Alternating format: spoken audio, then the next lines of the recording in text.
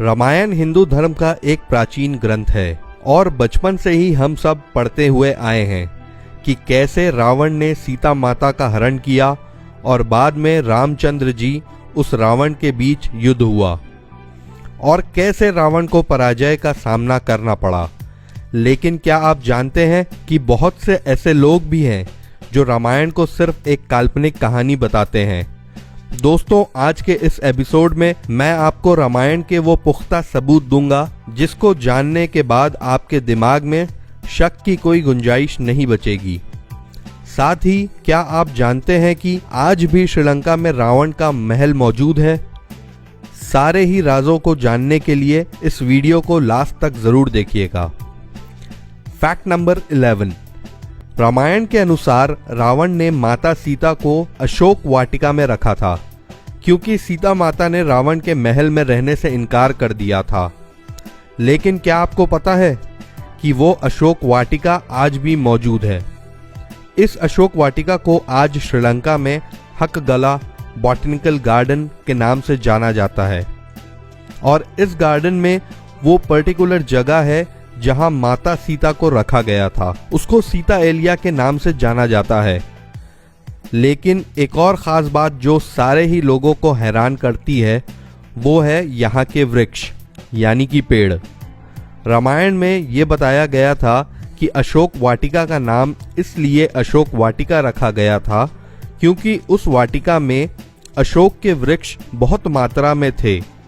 अजीब बात यह नहीं कि जैसे रामायण में अशोक वाटिका का वर्णन किया गया था, ये हकगला बॉटनिकल गार्डन में सेम वैसे का वैसा ही है ना? ये रामायण का एक पुख्ता सबूत। Fact number 10।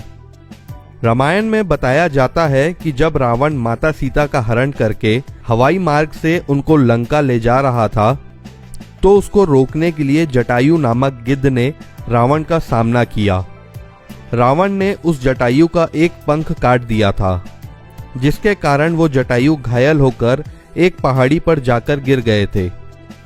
लेकिन क्या आपको पता है कि वो पहाड़ी भी रामायण का एक बहुत बड़ा पुख्ता सबूत है क्योंकि आज केरला की कोल्लम की उसी पहाड़ी पर जटायु की दुनिया की सबसे बड़ी पक्षी की मूर्ति बनाई गई है जिसे आज स्टैच्यू ऑफ जटायु के नाम से भी जाना जाता है। कहते हैं कि जटायु हिंदू पौराणिक इतिहास के पहले वो पात्र थे जिन्होंने वुमेन प्रोटेक्शन के लिए अपनी जान दी थी। है ना सच में अमेजिंग? Fact number 9।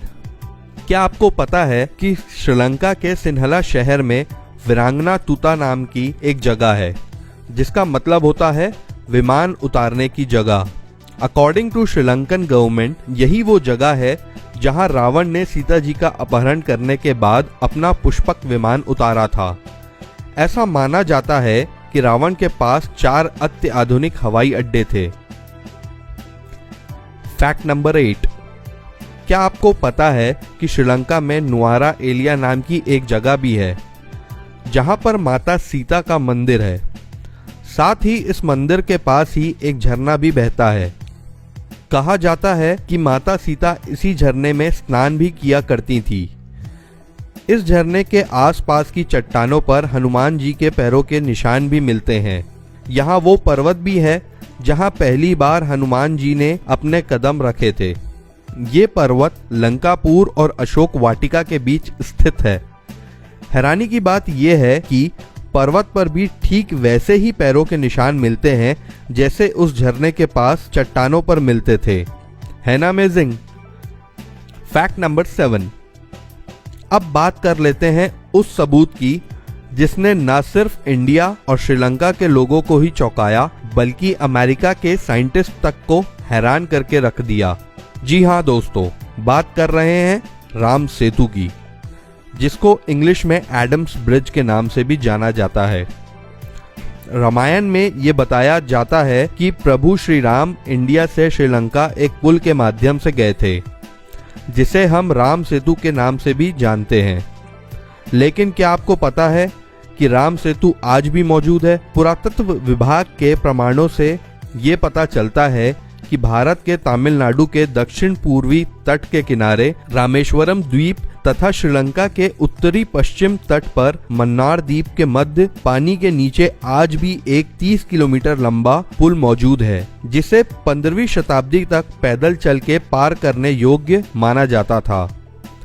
लेकिन एक चक्रवात के कारण ये राम सेतु जगह जगह से खंडित हो चुका है। हैरानी की बात यह थी, जब नासा की एक सैटेलाइट ने इस क्षेत्र की फोटोग्राफ खींची तो राम सेतु उस सैटेलाइट की इमेज में भी देखने को मिला। शायद आप ये नहीं जानते कि नासा भी ये स्वीकार कर चुका है कि इस क्षेत्र में वास्तव में एक सेतु था, जो इस दुनिया का सबसे पहला पुल हो सकता है। अब इतने सारे कोइंसिडेंस होना थोड़ा तो मुश्किल लगता है।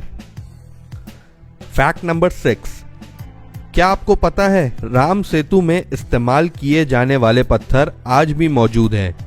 हालांकि इनकी क्वांटिटी अब काफ़ी कम हो चुकी है, लेकिन आज भी भारत के रामेश्वरम में काफ़ी ऐसे पत्थर हैं जो भारी होने के बावजूद भी पानी पर तैरते हैं।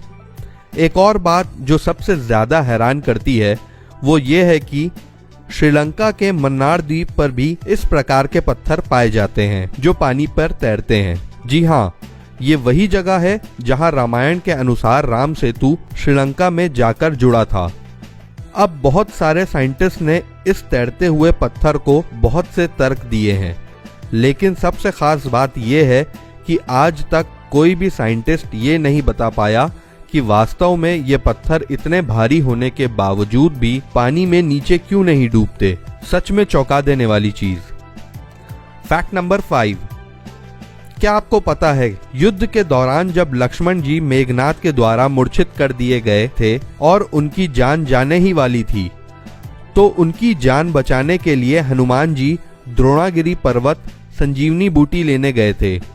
लेकिन हनुमान जी को संजीवनी बूटी का कोई ज्ञान नहीं था, इसलिए उन्होंने द्रोणागिरी पर्वत को पूरा का पूरा ले जाने का निर्णय लिया। लेकिन क्या आपको पता है कि हिमालय के उस क्षेत्र में आज भी हनुमान जी को नहीं पूजा जाता। वहाँ के जो लोकल लोग हैं वो ये मानते हैं कि हनुमान जी उनके क्षेत्र से संजीवनी बूटी जैसी अमृत बूटी श्रीलंका ले गए थे, इसलिए वो लोग हनुमान जी को आज भी नहीं पूजते। लेकिन क्या आपको पता है कि श्रीलंका के उस क्षेत्र पर जहां रामायण के अनुसार लक्ष्मण जी को संजीवनी दी गई थी, वहां आज भी एक ऐसा पर्वत है जिसके सभी गुण व जड़ी बूटी हिमालय के पहाड़ के समान हैं। हैरानी की बात तो ये है कि वहां पर वो पर्वत इकलौता ऐसा पर्वत है जिसके गुण हिमालय से मिलते हैं। अमेजिंग। फैक्ट नंबर 4, क्या आपको पता है हनुमान जी के द्वारा लंका जलाने से रावण बहुत ज्यादा भयभीत हो गया था। उसका डर था कि हनुमान जी दोबारा हमला न कर दें और इसलिए रावण ने सीता जी को अशोक वाटिका से हटाकर कोंडाकट्टुगला में रखा था। हैरानी की बात यह है कि श्रीलंकन पुरातत्व विभाग को कई ऐसी गुफाएं मिली है जो कोंडाकट्टुगला से रावण के महल को सीधा जोड़ती है, और इन गुफाओं में ऐसी शिल्पकला भी मिली है जिससे लगता है कि गुफाओं में किसी स्त्री को रखा गया था। फैक्ट नंबर 3, रामायण के अनुसार हनुमान जी ने लंका को जला दिया था, लेकिन क्या आपको पता है कि लंका को जलाने के सबूत आज भी श्रीलंका में मौजूद हैं। जी हाँ, रामायण के अनुसार जिस जगह पर लंका को जलाया गया था आज वहाँ की मिट्टी काली है, जबकि आसपास की अगर आप मिट्टी पर नजर डालेंगे तो ये आपके स्वाभाविक रंग की ही है। ये सच में अमेजिंग है। फैक्ट नंबर 2, रावण शिव जी की आराधना किया करता था, लेकिन क्या आपको पता है कि रावण ने श्रीलंका में भी भगवान शिव के लिए एक मंदिर की स्थापना की थी जिसका नाम कोनेश्वरम मंदिर है। ये दुनिया का एकमात्र ऐसा मंदिर है जहां भगवान से ज्यादा उसके भक्त रावण की आकृति बनी हुई है। एक बात जो हमें हैरान करती है वो ये है कि भगवान शिव का श्रीलंका में मंदिर का होना और उस मंदिर में रावण की भी आकृतियां होना, यानी एक बात साफ है कि भगवान शिव, रावण, श्री राम और माता सीता का आपस में कोई ना कोई कनेक्शन तो जरूर है जिसको झुटलाया नहीं जा सकता, और ये अपने आप में रामायण का एक बहुत बड़ा प्रूफ है। फैक्ट नंबर 1, क्या आपको पता है कि श्रीलंकन गवर्नमेंट को श्रीलंका में एक ऐसा महल मिला है जिसको रामायण काल का ही माना जाता है। इस महल से कई गुप्त रास्ते निकलते हैं जो उस महल को शहर के अलग अलग केंद्रों से जोड़ते हैं। हैरानी की बात तो ये है कि रिसर्च में ये बात बिल्कुल क्लियर हो चुकी है कि ये रास्ते या फिर जिनको गुफाएं कहा जाए वो नेचुरल नहीं है, बल्कि इनको मानव के द्वारा निर्मित किया गया है। अब अगर श्रीलंका की हिस्ट्री पर नजर डाली जाए तो एक बात यहाँ पर हम सभी को चौंकाती है। श्रीलंकन हिस्ट्री के अनुसार रावण शहर के अलग अलग हिस्सों में अचानक से ही प्रकट हो जाया करता था और क्षण भर में उन हिस्सों से वो गायब होकर अपने महल में पहुंच जाता था। श्रीलंकन गवर्नमेंट ये मानती है कि रावण इन्हीं गुप्त रास्तों का इस्तेमाल उस समय किया करता था। श्रीलंकन गवर्नमेंट तो ये भी मानती है कि इनमें से कई गुफाएं तो साउथ अफ्रीका तक भी जाती हैं। तो दोस्तों, ये थे रामायण के वो पुख्ता सबूत जिनको जानने के बाद ये सिद्ध होता है कि रामायण कोई काल्पनिक कथा नहीं है। क्या आप जानते हैं कि श्रीलंका में आज भी रावण के शरीर की एक गुफा में ममी बनाकर रखा गया है।